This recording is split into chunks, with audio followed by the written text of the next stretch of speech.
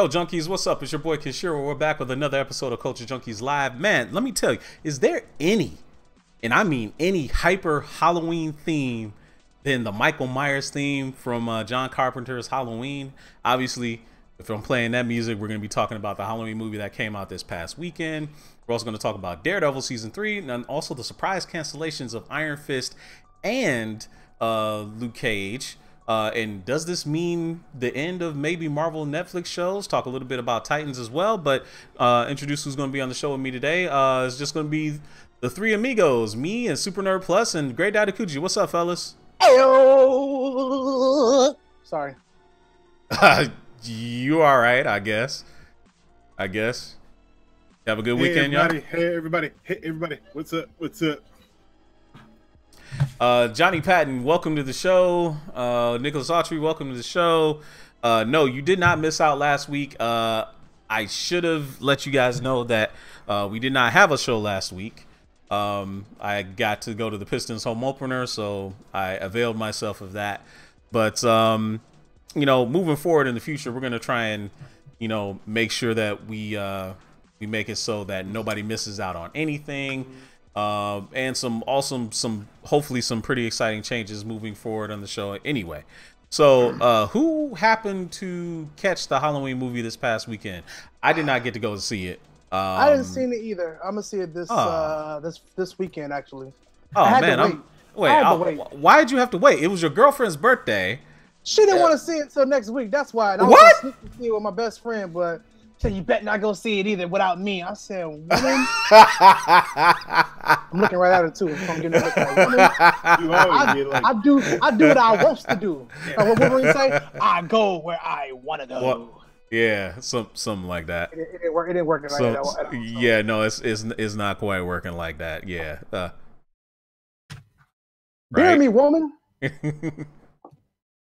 Okay, she's not getting it. Okay, continue. I'm sorry. He said, "Beer me, woman." Whoa. That's the relationship we have. We have fun. Yeah, okay. Yeah, when she come and smack you across the face on camera, that would be pretty funny to me too. That would be pretty funny to me too. But anyway, yeah, guys, hope you all had a great couple of weeks. I didn't get to go see Halloween either, but supposedly it's done very, very, very well. And I don't know, can we consider this like a reboot? No, it's remake. I mean, because if you think about it, right? Because this movie. They said okay, so it's wiping out all the other ones didn't count.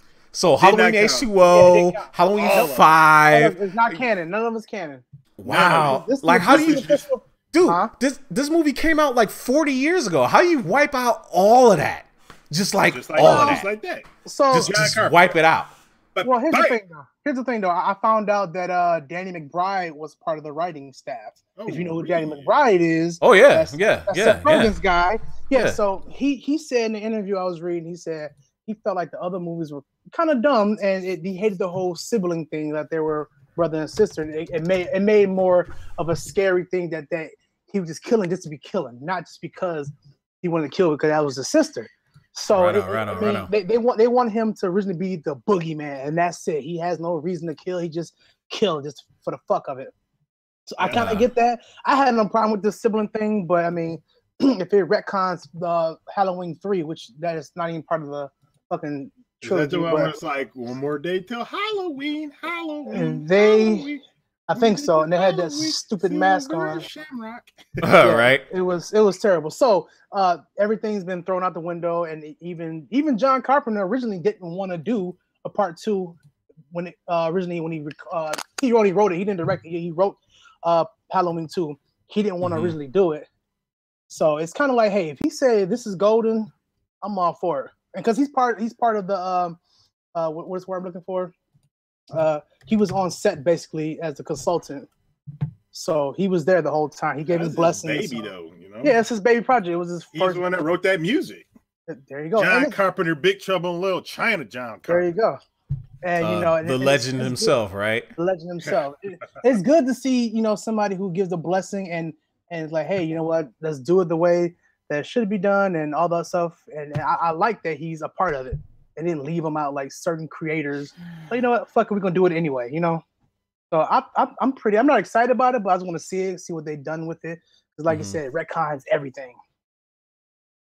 And that's a good thing in your estimation. That it yeah, sure. Why not? I mean, Halloween was never one of my favorite slasher flicks anyway. So because it got kind of convoluted down the road. Right.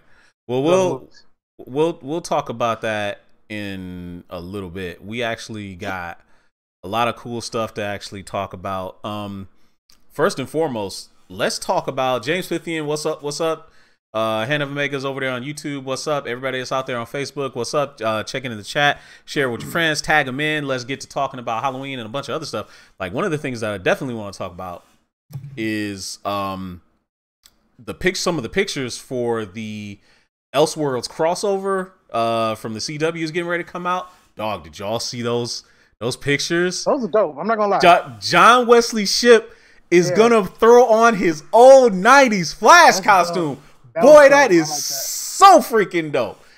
Man, if you are living under the rock and you have not seen, if you watch the '90s Flash, if you haven't seen the sight of him throwing that thing back on one more time after he told somebody, I guess in the at a con, that he wasn't ever going to don it again, and he goes and throws it on. But still, it's like when you see it, like, dude, the little kid in me was just like geeking the fuck out, dude. I was just going nuts. I was like, oh my god, he's wearing it again. I can't believe it. Scream like that? Yeah, I did, dude. It was just, yeah, man. It was just, dude, I was so excited because, dude, like, literally that show is responsible for me being a fan of the Flash. Like, really? I wasn't a fan of the Flash before. I thought the Flash was lame. I was like, oh man, he's stupid. All he does is just run around. There's nothing cool about the Flash. I mean, what kind of a lame superpower is that? But then I watched the show, and I'm like, okay, yeah, that's really dope. That's really dope. And it's just like, the show was everything to me. Like, even though it only lasted one season, right? Even though it only lasted one season, it's just like, oh my god, like. And then to go beyond that, you see the black Superman suit. You see Oliver in the Flash costume. You see Barry in the Green Arrow costume. And it's just like, dude, they're killing it with this one. It's like, much like they did last year, they killed last year's crossover too. But it was, just seeing it was just incredible.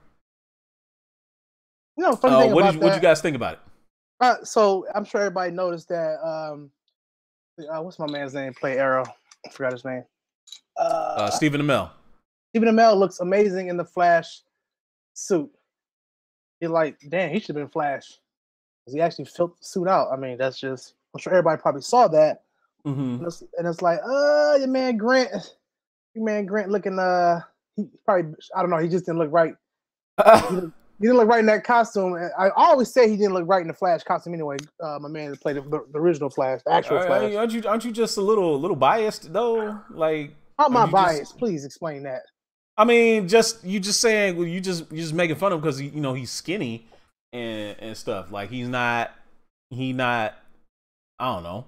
Well, technically, I always said I didn't feel like he was a Flash anyway, because he cries a lot. Really? I feel like he's a whiner. I feel like he's like the Tobey Maguire of the DC. Oh wow, he's a Tobey Maguire. Wow, he's the Tobey Maguire of the DC. Really? Think about it. I mean, that's not Barry Allen. Do you really think that's like it's a little bit of Barry Allen, not all the way Barry Allen?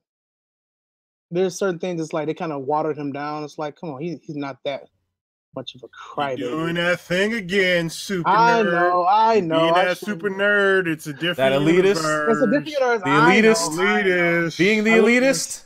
Ha ha ha ha. So whatever. But Stephen Amell looks great in the costume. I actually might watch it just because I want to see both Flashes. I did watch the original Flash in the 90s. I can't wait for you guys to see my new show on DC. So just seeing this is pretty cool. Good throwback. Yeah, I mean, you don't think so? I don't have any nostalgia like that. the picture I saw of Stephen Amell, and he looked kind of weird, like it was too damn tight on him. Like, I can't walk in this thing. Like, it just maybe because he has got a more muscular physique.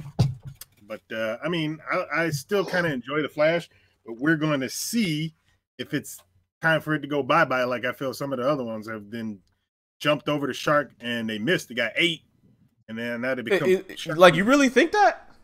Like, for real? Not the Flash. Some of the other ones.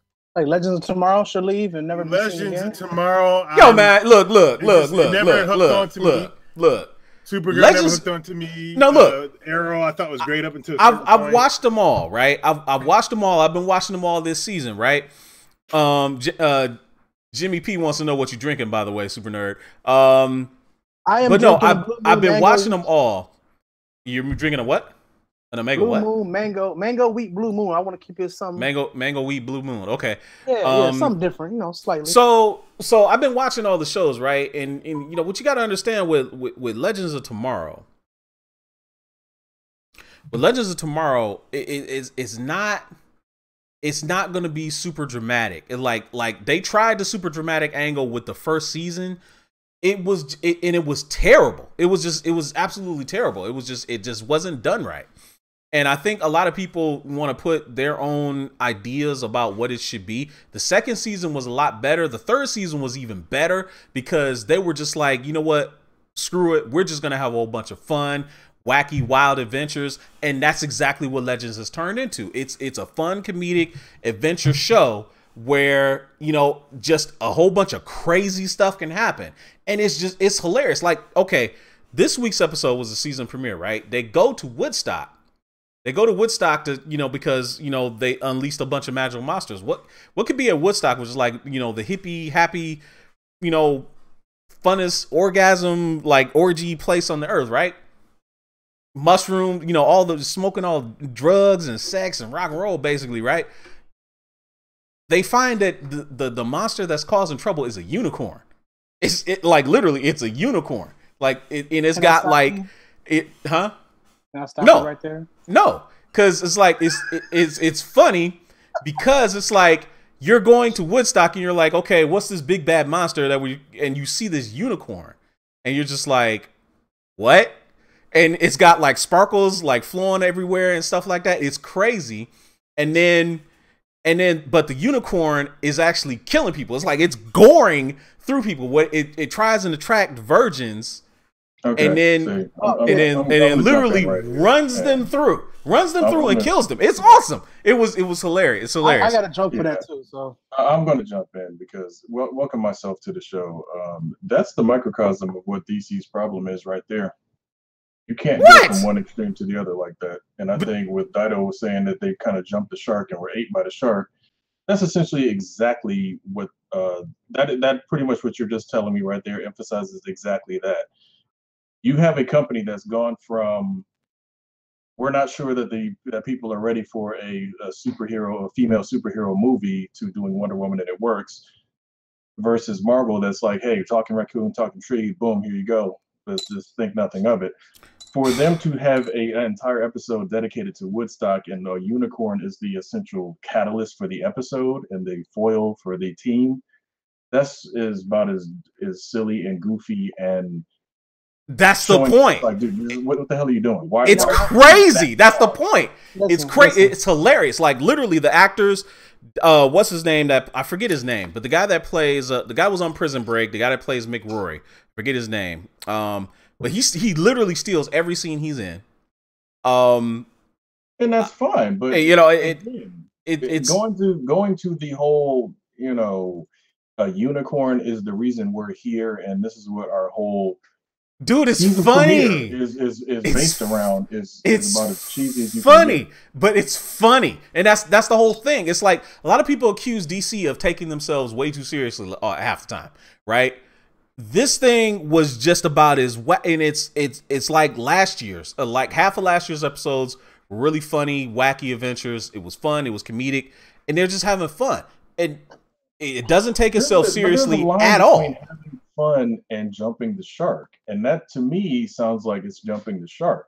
Because again, you can have Kevin Hart, who I personally don't think is always that funny. A lot of people give him a lot of props for being funny. He's good, but he's a lot of the same thing over and over again. Mike Epps is funny. But you don't suddenly go, oh, I need somebody else funny. Let's throw Gallagher in there. That's basically what you just did. You Gallagher and threw him into an episode, and then we're like, oh, it's funny, so you love us. No, dude. Again, it's not understanding the nuance of there's comedy, and then there's way over the top. You're losing your whole premise of what this show is supposed to be doing. See, that's the point.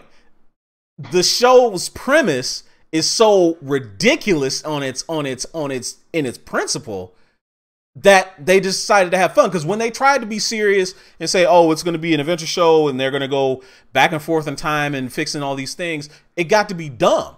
Because it was like when they tried to take themselves too serious and be too dramatic, the show failed. And then when they loosened up the reins and said, okay, let's get creative and let's get fun, that's when it took off. And they've kept with that. Like some of the best episodes. Like they had bad writers then. The best episodes. Good. The best episodes of season 2 were the triumvirate of Reverse Flash, Malcolm Merlin, and Damien Dark. The three of them playing off each other was just great, and they were just like. And it was like they were menacing, but they were fun, especially Damien Dark. The way he was, it was great. So, but I mean, we're spending a lot of time on this, and I digress. But Supergirl has been really well done. The first 2 episodes have been good. Flash has been okay, but it seems like it's moving away from what the problems were with it last season. Arrow seems to be pretty good. I think all the CW shows have really started to really find their groove. But I just thought the Elseworld stuff was really well done, and I think it was a sign that the people that are in charge of the CW shows or the TV shows for DC in general know what the hell they're doing, and the people that are running the movie division do not, because Wonder Woman has been pushed back yet another year. It's like, okay, it was supposed to come out November next year, and now it's gonna come out in June of 2020. It's like, wait a minute, man. Your best movie is doing all making bank, and everybody's been waiting for it, and then what do? You push it back another 8 months. Like, what? What are you doing? I don't understand it. I just don't get it. Can anybody make sense of that? Understand it. They don't understand. They don't know what they're doing anymore. They just say, you know what? Fuck it. Let's just push everything back and hoping Shazam and Aquaman will be our winners. That's what they're kind of doing, because even with the whole James Gunn hiring, that it seems to me that they're just saying, you know what? We're just gonna put the shit out there and nothing's gonna have any continuity. They basically said there is no.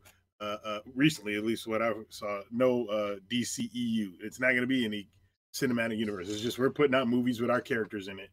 And, at the same time, if they do it that way, because they're the cartoon movies, the animated movies basically are like that. They're just taking stuff from the comics and throwing it into animated and, doing a good job on it. They do something like that, just like, fuck it, who cares?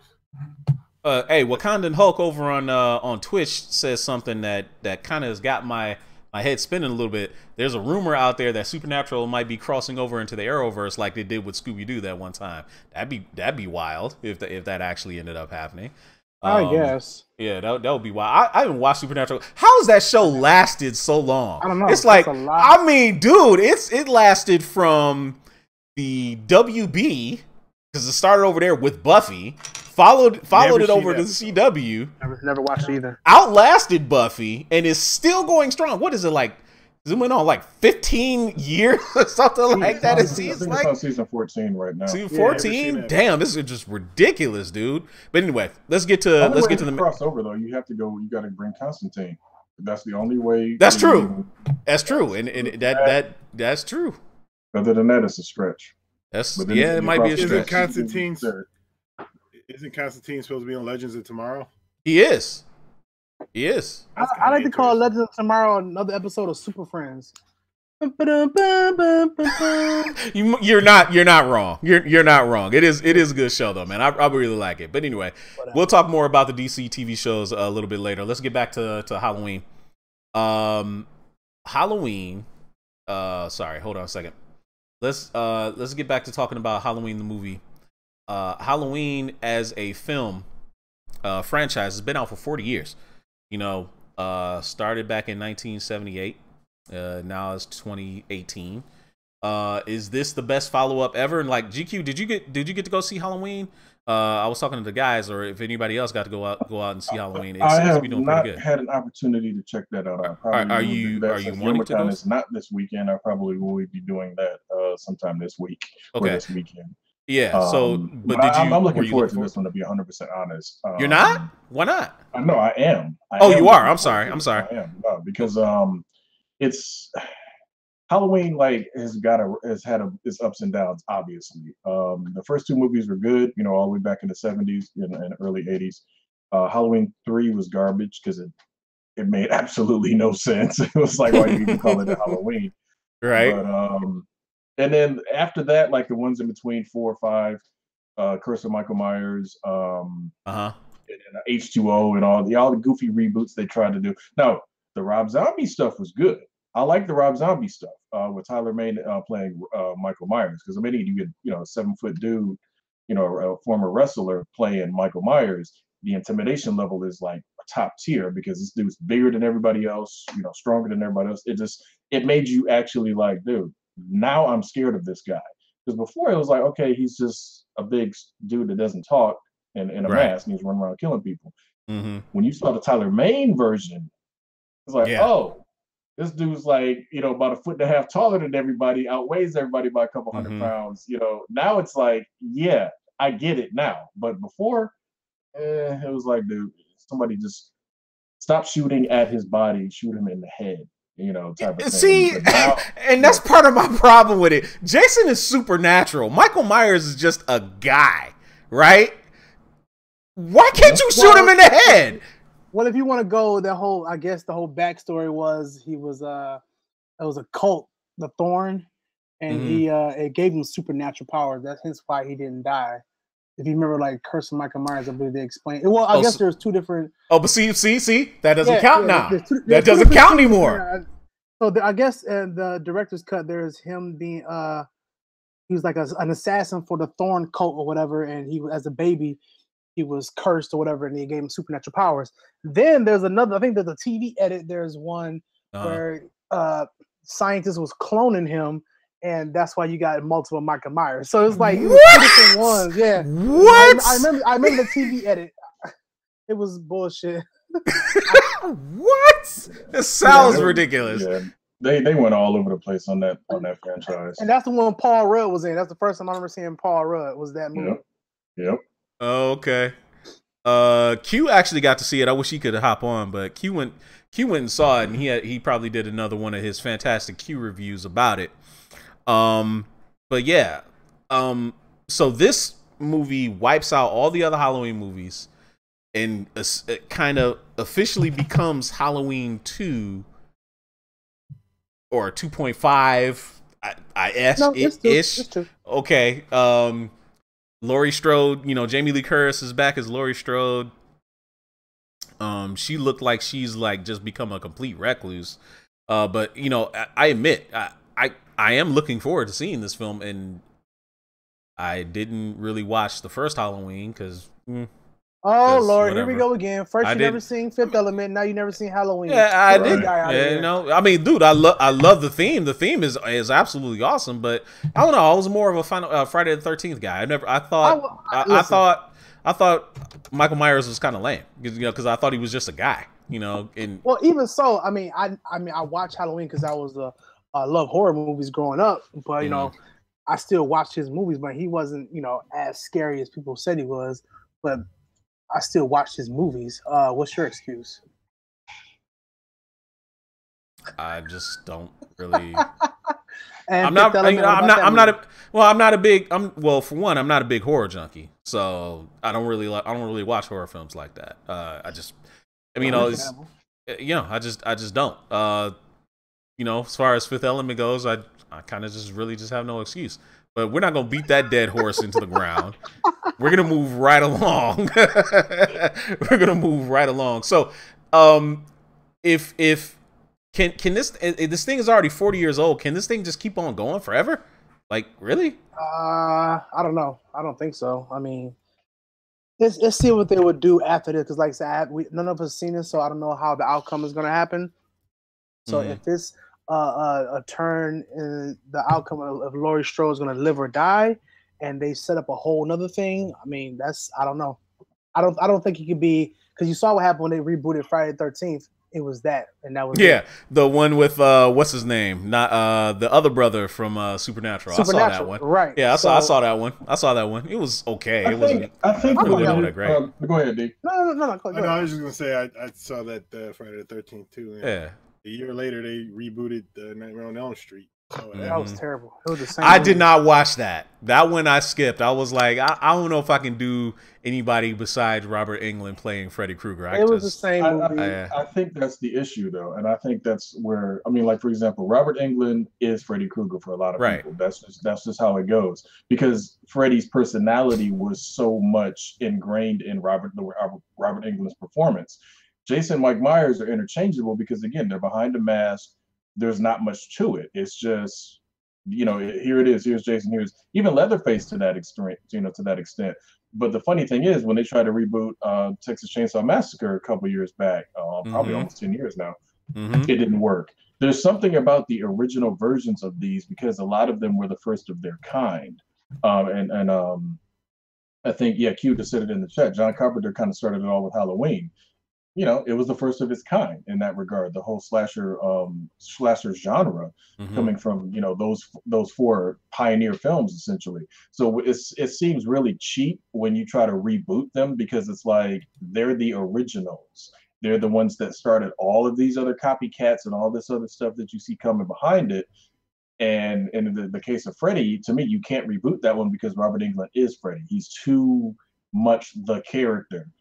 And I forgot the guy's name. The guy that was Rorschach and Watchmen. He didn't have that personality. It didn't. It just fell flat, because Freddy, Jackie Earle Haley, funny. He's not scary. He's hilariously funny. It's dark humor, but it's hilariously funny. He didn't get funny until like after like 3 and 4. He was funny to me in the first. No, he was funny in the first one. He was funny. Brutal. Actually, no, he was brutal in the first. Over the top, but to me, still was funny because of the fact that up to that point, we had Mike Myers who didn't talk. He would just kill you. Right. No, most of the things, the killer wasn't joking, or you're not joking, but you know what I'm saying? He wasn't toying, because Freddy toys with his victims. Sure, and the whole dream aspect of it completely flipped the game. So it's like, to me, he always had that humor. Now, granted, like you said, it was ramped up more from 3 on, but to me, he always had that little bit of dark comedy, dark humor in there, because the first one was terrifying, because again, you'd never seen anything like it. Right. You know, the whole concept was just like, what? You can die in your dream and you die for real? Yeah. Okay. The second one was terrible, man. The second Nightmare on Elm Street was terrible. Nightmare on Elm Street Part 2. I barely remember. That shit was terrible. So it was cheesy, but I'm gonna tell you, the best scene was when he's at the pool party. Heck yeah. Yeah, it was. Yeah, it was. Out of dreams or whatever. That's what Dude, he basically peeled himself out of my man's skin. That joke was awesome. God. That line was so amazing when he said that. That was the scariest shit I remember watching as a kid. Like, you're all my children, and then they couldn't leave. That was the crazy part. They couldn't leave because the fire was everywhere, and the metal bars was hot, so they couldn't leave. So that was like, damn, it was great. It was really well done. And the thing that I really liked, and I'm gonna let D jump in because I've talked a lot, but the thing I really, really liked was all the nods back throughout the entire series that they threw in a New Nightmare. I really liked how New Nightmare was done. I thought that was. I love New Nightmare. A lot of people don't really like that movie. I don't understand why. That was a good reimagining of. Me too. Yeah, I thought so too. I think that's the problem. But again, it was Wes Craven that did it. So it's like, if you're going to reimagine or reboot, the original people usually have to be involved somehow, because they're the ones that have the essence of the actual thing. But go ahead, D. I didn't mean to cut you off.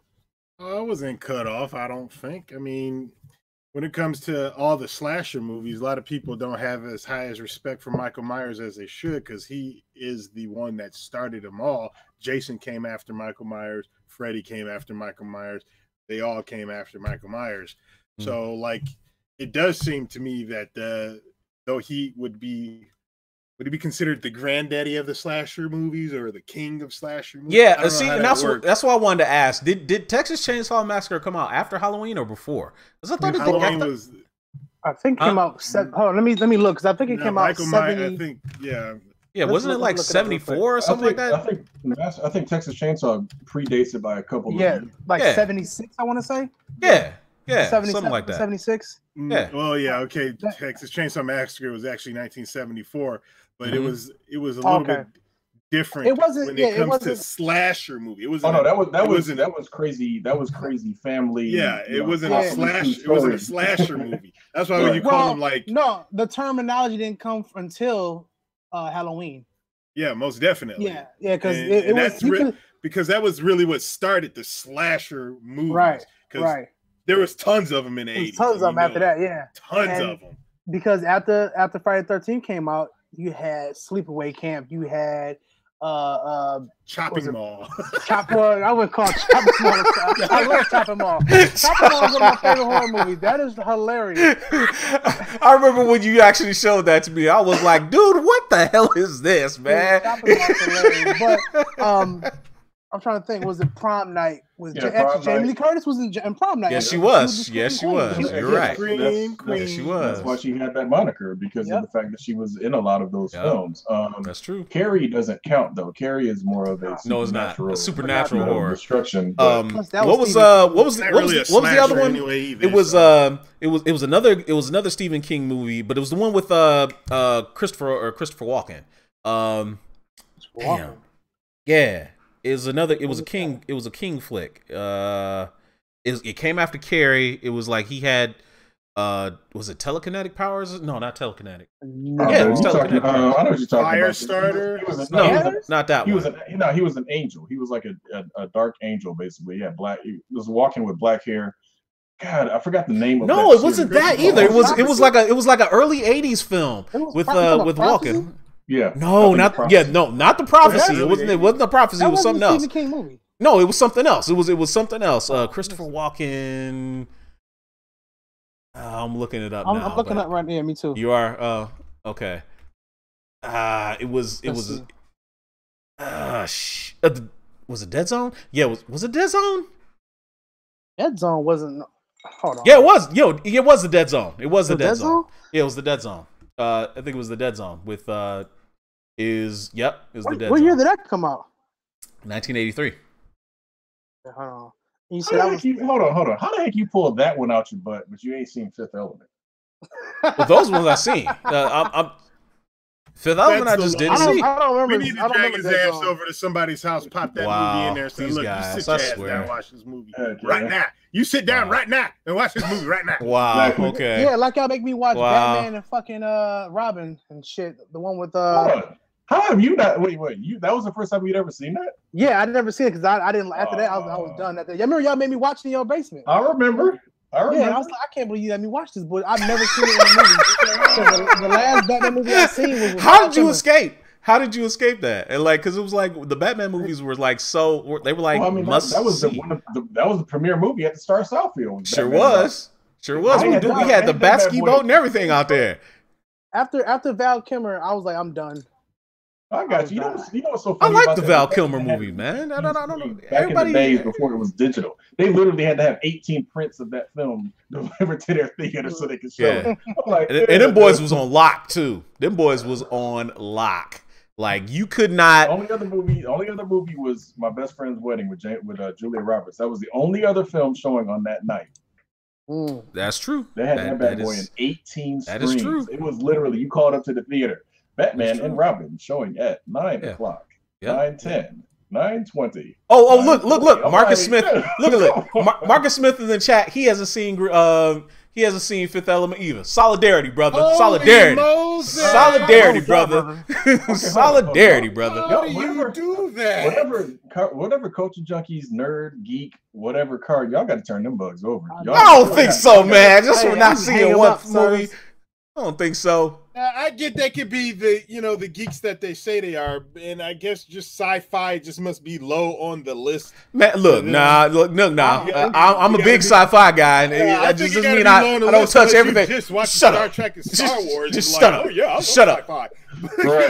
But if you grew up, you insulting me now. Now you really insulting me. Stop it. Saying my it's over stop 20 it. years old. It's a fucking classic. I would put it in the same freaking like words as great sci-fi movies like Star Wars, because you ain't seen anything like Fifth Element. So did you see Enemy Mine then? The movie was freaking amazing. Have you seen Enemy Mine then?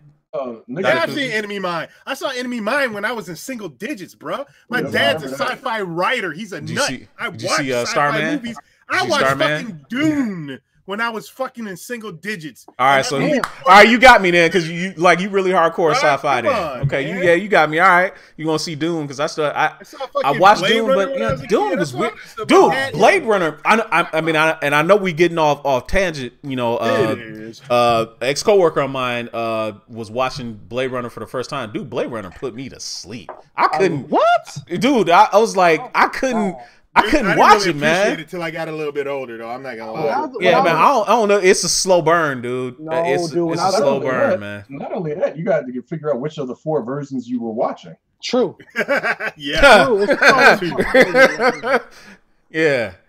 All right. So anyway, we talked a lot about Halloween, but let's move on to Daredevil. Daredevil season 3 came out. Hold on, real quick. I'll say this. Big ups to Roman Reigns, also known as NOI, what he's dealing with, because he's obviously a polarizing wrestling character, but you definitely won't see nobody going through what he's going through. So hopefully he can win this bout with leukemia, because apparently this is the second time it's flared up on him in life. Yeah. That's actually, I think, why he had to quit football back in the day. So definitely hopes, prayers, all the thoughts, all the usual out to that man and his family, because that's a rough go. So just wanted to throw that out there. Yeah, no. Big ups to Roman Reigns. Yeah, I hope he does come back. Honestly, man, a lot of people were accusing the WWE of using that as a plot device to put Roman over again, and just make him all sympathetic and everything like that. Okay. Wait, stop. I mean, that's the man started the show off talking about, hey, I've got to give up the title because of this, right. So it's like, let's to me, well, how cynical people are. I think that's, man, speaking from the heart. Yeah, how cynical people are, though. Hey, so Q in the chat just revealed that he has never seen The Princess Bride. That's very shocking. Oh, I never seen it. What? You need. Yeah. Wait a minute. Stop. Really? Stop. So you, super nerd, have never seen The Princess Bride. Princess and Bride, and I just didn't get into it. So you playing that card? So did you watch Robin Hood Men in Tights then? Of course, because Dave Chappelle was in it. And that's his rationale. I saw the movie by accident, to be honest with you, because it came on HBO late at night. I was like, this shit is hilarious. And I saw Dave Chappelle. I'm like, I know that guy. And that movie cracked me up. So that's the only reason why I watched Robin Hood Men in Tights. Dog, stop. If you're gonna watch, you need to go back and watch Princess Bride. You need to go back and watch Princess Bride. Carrie Ells is in it. Dude, that freaking shirt I made. Dude. Hello, my name is Inigo Montoya. Dude, that's what the whole thing is about. Movie. Are you kidding me? You haven't Dude, come on. That is the Inigo Montoya thing is like it's a quote that has gone down in history, pop culture history. Like, you have to see that movie. The movie is incredible. What year did that come out? What year did that come out? It was like 1986, I think. Yeah, that's probably why I didn't pay no attention to it. Dude, don't tell me you gonna have age bias. What? That movie is almost 86. Perfect. I was a kid. I wasn't even I was still a baby. I understand that, but that movie is almost perfect, to be honest. Yeah, it is. That movie, it is. Princess Bride is like it's got all the beats, and the worst part is it's got Fred Savage in it, And his character is exactly basically what you're describing. I don't want. Is it a kissing book? I don't want to hear this. I don't want to. Exactly. He was saying that same shit. Right. Who was his? I don't know. I don't remember that movie. Who played his grandfather? I forget. Who was it that was playing his grandfather that was reading him the story? Oh my God, the dude that played Columbo. Oh my God, why can't I remember his name? Oh, wait, Peter. Peter Falk. Yes, thank you, Peter Falk. Peter Falk was his grandfather. That dude. Dude, The Princess Bride had a laundry list of who's who in Hollywood. Like literally everybody was in that movie. Billy Crystal was in that movie. It was great, dude. It was an absolutely great movie. You have to find it. You have to see it. So okay. No more getting on me about a Fifth Element. You ain't seen The Princess Bride, brother. Okay, no, let's make a deal. Okay. I watch Princess Bride and you watch Fifth Element. All right, we'll do that. We'll do that. Put that on. We'll do that. We might have to stream that. That's cool. That's cool. I'm down with it. I'm down with it. I'm down with it. This is ridiculous. As y'all gone that long, and you haven't seen Fifth Element, you haven't seen Princess Bride. Hey, man, I'm down with it. Let's set that up. I'm down with that. We can do that. So anyway, let's get to Daredevil season 3. Let's get to Daredevil season 3. Daredevil season 3. Yeah. Y'all are qualified to talk about Daredevil season 3. Let's shut up, man. You ain't even got no Netflix. You won't even borrow mine so you can see it. Anyway, you don't even want to borrow mine so you can see it. He's like, no, I'll wait for the DVD. Anyway, all I got to say is, man, that man Wilson Fisk is like, my goodness. Dude, my goodness. I don't want to talk too much about. I mean, I'm pretty sure all the nerds out there sat down, took a 13-hour day, and watched everything. I still got one more episode to watch. Dude, I watched it all the entire day Friday. Like I did not stop watching. I did not stop watching. I watched it the entire way through, straight 13 hours, dude. I had to watch it. I play some Zelda yesterday, so I had to say, you know what, I'm gonna stop and I'm gonna play some fucking Zelda. Nothing could get in the way of me watching that season. That thing was incredible. Bullseye. Bullseye was great. Bullseye was great. He was actually really good. Bullseye was great. Really good. Dude, everything in that entire season was just fantastic. The movie. Who did they get to play Bullseye? Also, in the chat, hello, Jasonia and Nicholas and Q, because I just had to restart my chat. So, hey. What's up, Jasonia? How you doing? Welcome to the show. Is this her first time? Is she a close personal friend of yours? Because you know how you are with the ladies, man. Anyway, so okay, yeah. No, but who played Bullseye? What's the dude's name? Actor before, I never seen him in something, so I'm not. I forgot his name. Colin Farrell, man. No, I think not. I think not. I think not. No, he replaces. He definitely replaces Colin Farrell. It's Wilson Bethel is his name. Oh, yeah, Wilson Bethel. Yeah, but he does change that last name. You gotta change that last name. Wilson Bethel. Mm-hmm. Yeah. It's like first of all, Wilson Fisk is like, okay, it's a big, imposing, strong dude. That's cool. It's a nice, strong name.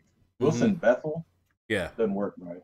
You know who I really enjoyed the detective Ray Nadeem, Detective Nadeem. Yeah, I liked him. I liked him. Yes. I didn't understand his wife. Now, not to talk much about it, I just didn't understand that because she wanted to, and trying not to give so much away. There was a certain character who did everything which his wife wanted him to do, and even though you only saw that really late in the I still don't understand. It's like this is his work, and he's not really discussing work with you. So why do you think that he's lying? He's not discussing it with you, even though I just didn't understand that. I didn't quite get her. I can understand she irked you. Godfather? She was being very unreasonable. She was being really unreasonable. Things were happening, and he just wasn't. She was not. She was not understanding at all. Like we're talking literally at all. She could not empathize with the difficult situation that he was put in, and not at all. And when the truth came out, she wasn't like. She was just more upset that he brought this trouble to them instead of trying to say, "Hey, let's get through this together." Dude, she was not a ride or die. So that shit was gonna happen. She was not ride or die. Right. She was not ride or die. Hey, I felt what I was like hurt when she said what she said at the end though. Yeah, I was like, damn. Yeah. I was like, yo, I'm a dude. Yeah, women know how to cut you deep, man, and she certainly did that. Yeah, she certainly did, man. I ain't gonna lie. But hey, let's get to. Happy to see. Other ethnicities in here. I was like, that was cool. Oh yeah, exactly. I was happy to see that. Even though he was speaking, native tongue, he didn't have an accent whatsoever in English at all, and yeah, it was kind of cool. It was cool as hell. And actually, I followed him on Instagram, and I had said something because I know the Blurred girl. She, I think she interviewed them or whatever, and she had liked my comment because I was like, "Yo, I was really excited to see his work. I want to see more what he can do because he did a hell of an acting job. Yeah, he was really good. Yeah, he did. He was really, really, really, really. But no, what can we say about Vincent D'Onofrio? My man, as Wilson Fisk was unbelievable. Yeah, I heard a lot of people were kind of pissed off. Why? What? Because of his whole Spider-Man thing? They thought he was going to throw havoc on the whole city and lock shit down. I mean, he did. What do you mean he did? Yeah, he did.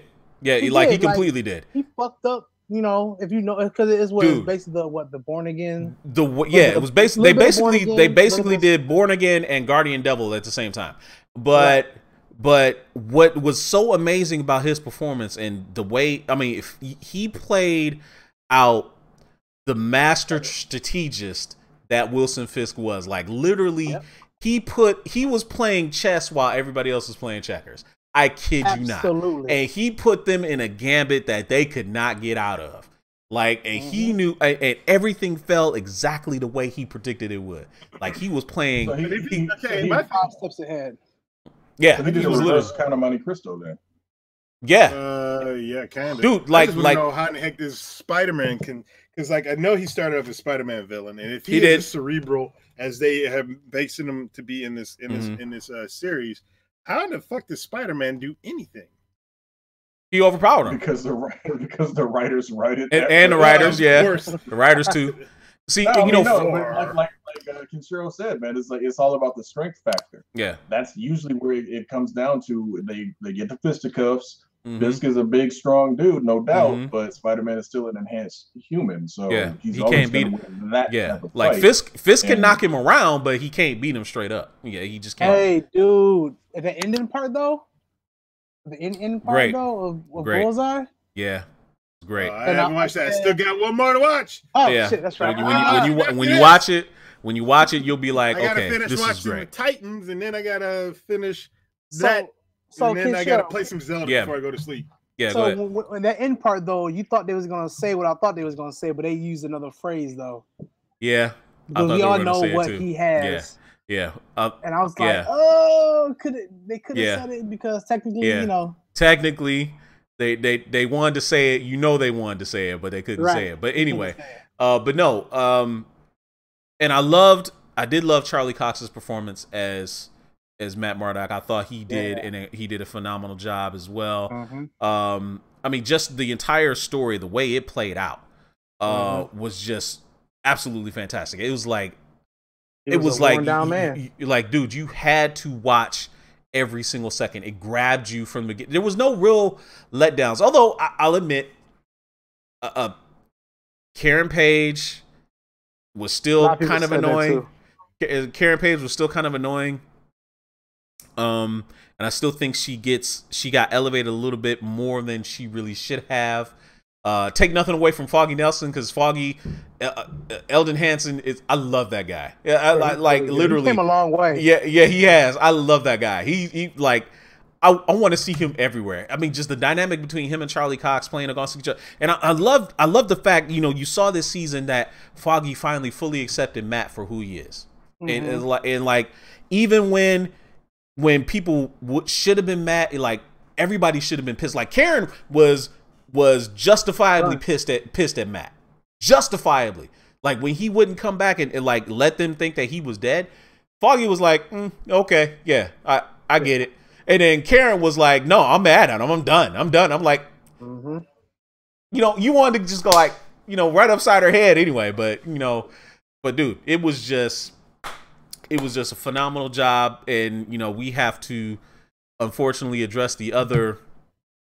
We have to address the other elephant in the room, which is the shocking news that both Luke Cage and Iron Fist were canceled off of Netflix, and it's got a lot of people really up in arms and alarmed because could this be the end of Marvel Netflix altogether?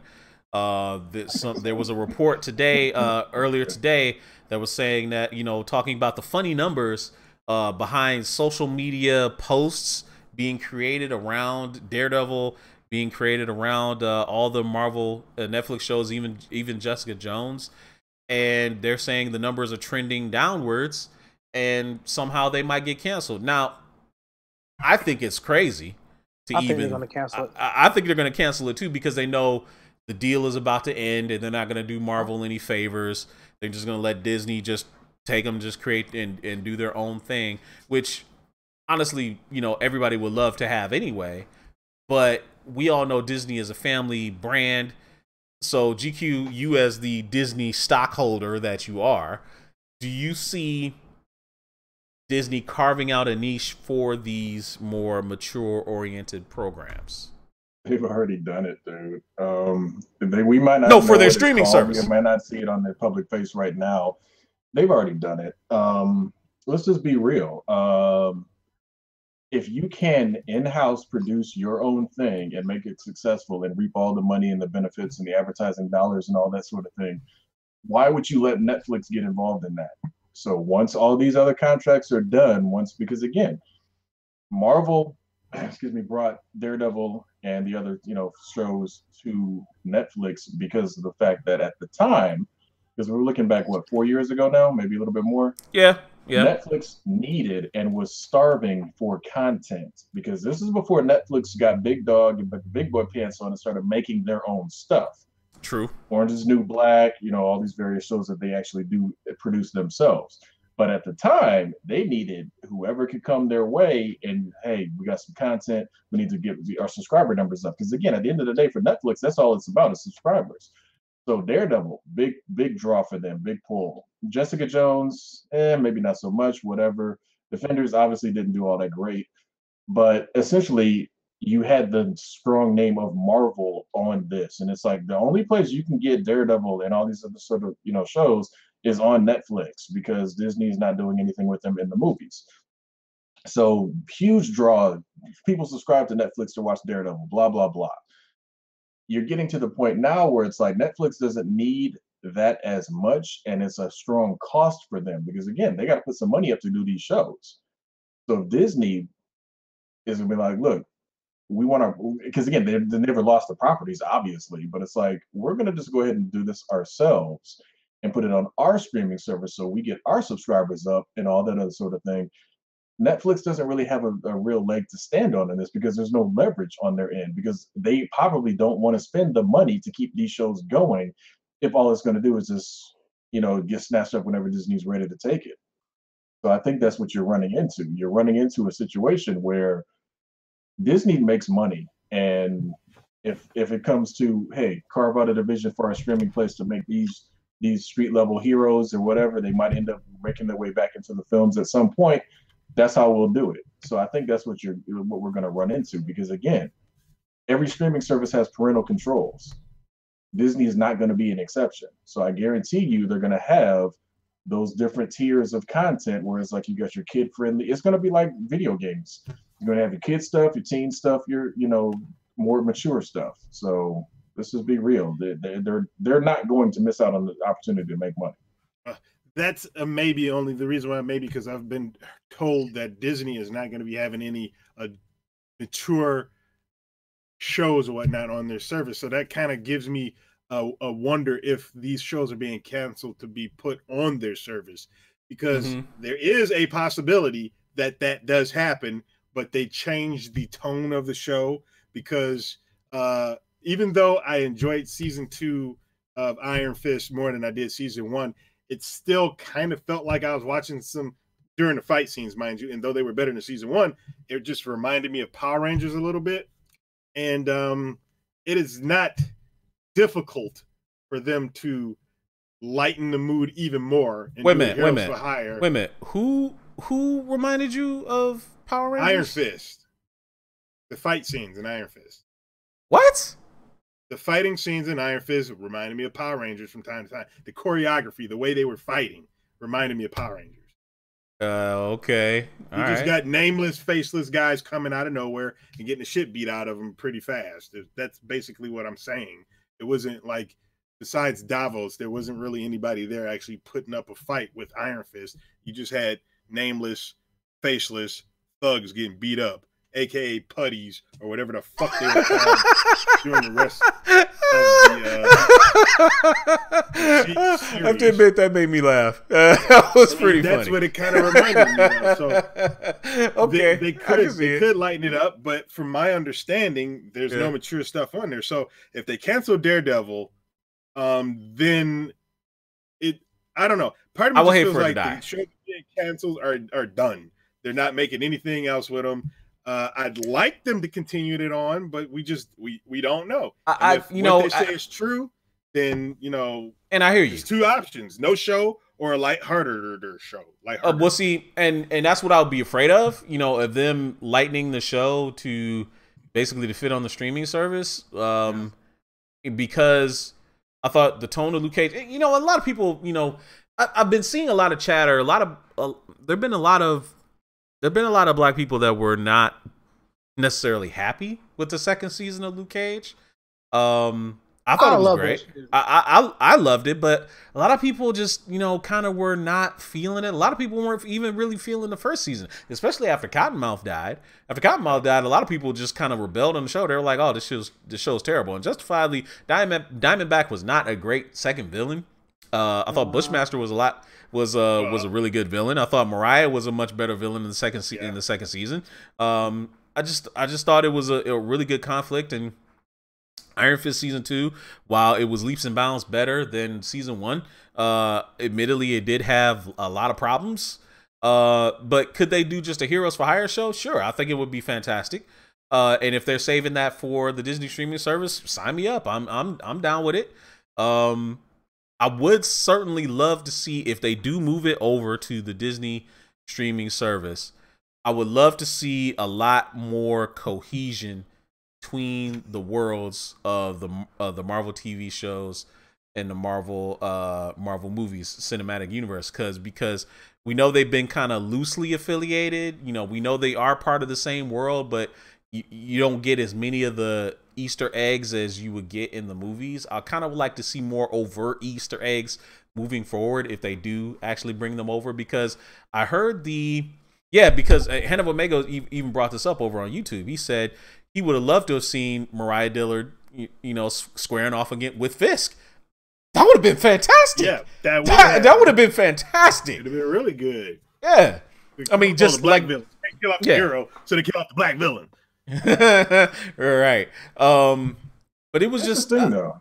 What? Real quick, there's some untitled live action Marvel series that's supposed to be in development for the Disney streaming service outside of Loki and Scarlet Witch. Yeah, and some people said it might be Nick Fury. Well, no, some people are speculating that it could be the Fantastic Four, announced. Which I don't know. I don't know if I would do that. I don't know if I would do that. I said it should have been a TV series anyway. What, the Fantastic Four? Yeah. Again, at the end of the day, you got to remember they're going to have to fill this thing with some type of content, because otherwise people are not going to subscribe. Oh, there's going to be old. Oh, come on, man! That Mandalorian TV show alone is gonna get people. What I'm saying is, old content is fine for some people, but again, for me, streaming Star Wars means nothing to me. I own all of them in multiple formats. Right. Same thing with all the Marvel films. That means zero to me. You got to give me something that I cannot get anywhere else. Because if you don't do that, then it's like, okay, well, I might just get away and just, like, again, the reason I don't own Netflix, because most of the stuff that's on Netflix, I either own it already or I buy it when it comes out. So this Disney thing, I think granted, they're not going to put anything R-rated on there, but I think they're going to have some form or fashion of these Netflix shows is going to make their way onto that streaming service, because again, those are properties that people obviously are, care about, and they do numbers. So it's like there's stuff there that they can still make use of. Here's a way I think they could get around that whole R-rated thing. And and this is just me just thinking out of the box. What if they made the R-rated or mature thing a premium tier for the streaming service? I don't think they're going to do that. They're just going to dump it over to Hulu. That. Remember, they own 30% of Hulu. They're just going to let Hulu have their R-rated stuff, Pulp Fiction, Miramax releases, basically. Right. They could do a situation where it's like you can pay and get a Hulu bump to get some of these things, for example, like a Marvel package or whatever you want to call it. But I like I said, I don't see these Netflix shows because, again, they did numbers. I don't see them completely going away. I think they're going to find some way to make use of them somehow. I agree. This is what they should do. This is what they should do. You'd like to do back in the day when Mortal Kombat came out for the home console, put a code in for the blood. There you go.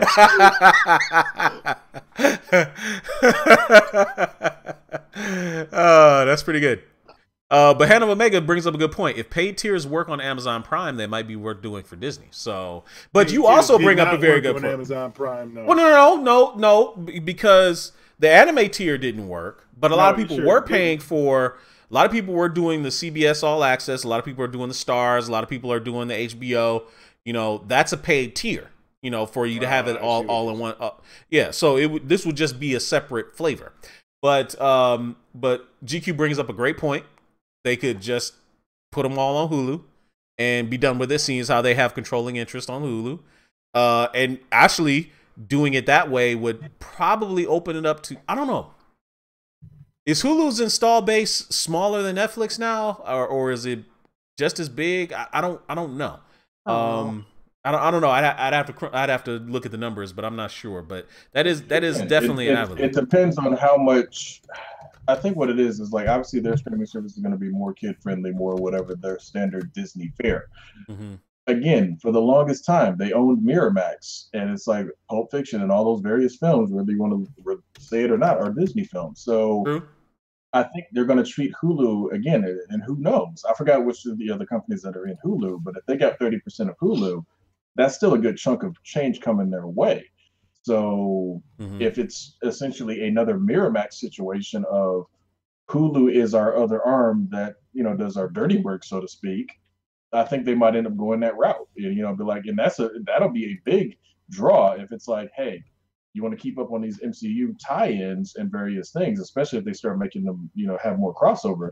You need to get on Hulu because that's where our Marvel shows are, our stronger Marvel shows are going to be at outside of Loki and Scarlet Witch and whatever the third one is. A lot of people were saying it might be Nick Fury. I heard a lot of people saying it might be Nick Fury too. Okay, wait, time out.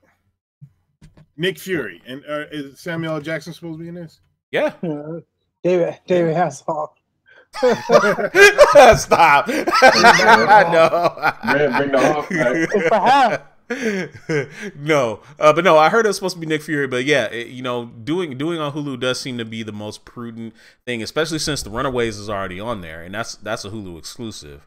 So if you December 21st, right, so if you just end up doing and saying, hey, Daredevil's a Hulu exclusive, Luke Cage, Iron Fist, whatever else they choose to do. Fantastic Four could be Hulu exclusive. Like you have to pay the Hulu premium tier in order to get, the Marvel stuff on Hulu. So yeah, that could work. I could see that. That could definitely work. So let me ask you this: so will I'm assuming the ABC show will be on there too as well on the Disney, like the Agents of S.H.I.E.L.D.? Yeah, so they are already. Okay, so then you got Cloak and Dagger as well, which is the new. I'm assuming season 2 will probably be on there too as well. Mm-hmm. Okay, cool. Yo, Cloak and Dagger was really good, man. She was really good. It was really, really good. Put together. Yeah, really, really well put together. I was very impressed by more of it. I watched the first episode. So anyway, so that's all for the topics that we got for today. But I wanted to spend a little brief time. For those of us that watched the Titans TV show, Super Nerd, did you watch it? I know I watched the first 2 episodes. Dido's give me that password with though. The first one.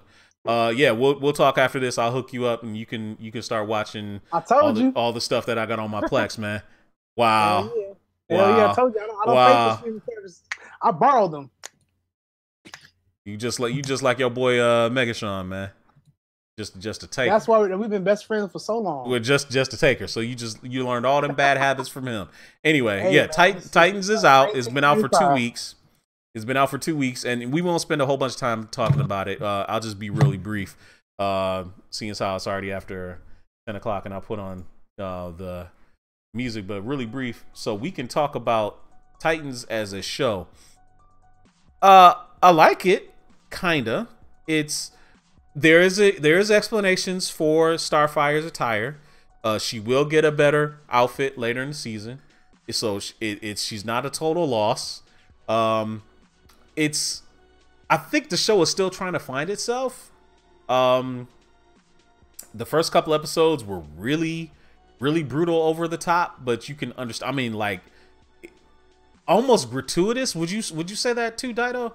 Almost some of the violence that you saw was almost gratuitous, over the top.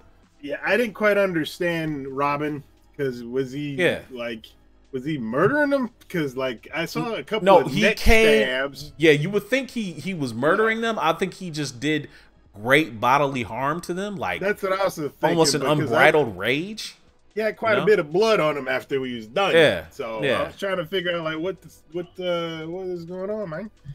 I will see this. I will say this, that the show literally holds nothing back. Like, it goes to the wall and way beyond it. So the show is very visceral, very gritty, but at the same time, did you feel the same way that I did, that the tone is a little bit uneven at times?